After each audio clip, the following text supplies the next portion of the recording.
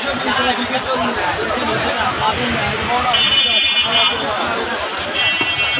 আলাইকুম বন্ধুগণ, আজকে আমি বগুড়ার ধাপ সুলতানগড় হাটে রয়েছি।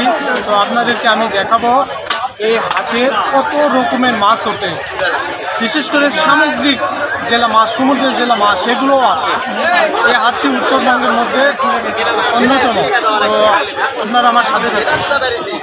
আর এই হাটে আপনারা বর্তমান মাছ দেখতে পাচ্ছেন, বিভিন্ন ধরনের দেশীয় মাছ, এবং এখানে বিভিন্ন ধরনের খুচরা পাইকারি মাছ রয়েছে। বর্তমান এখন মাছ যা দেখতেছেন, এই মাছগুলো খুব কম রেটে এই বাজারে পাওয়া যায়।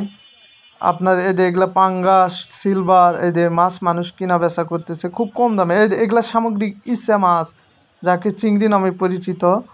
আর এখানে আরও আমি আপনার মাছ দেখে সামুদ্রিক মাছ, এগুলো মাছের নাম আমি ঠিক মতো জানি না। এগুলো মনে হয় বলদা, ইসা, যাকে চিংড়ি নামে পরিচিত। এই যে এগুলো মাছ, এগুলো সামুদ্রিক মাছ। আবার এখানে আমি আরও একগুলো মাছ দেখা, এই যে এগুলো মাছ, এগুলোর নামই আমি জানি না, যা আপনাদেরকে দেখাচ্ছি।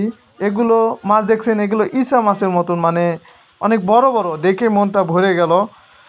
এখানে খুব কম রেটে এগুলো সামুদ্রিক মাছ বিক্রি করছে। এই যে দেখেছেন, প্রায় গাড়িতে করে আরও বিভিন্ন ধরনের মাছ আসতেছে এই হাটে।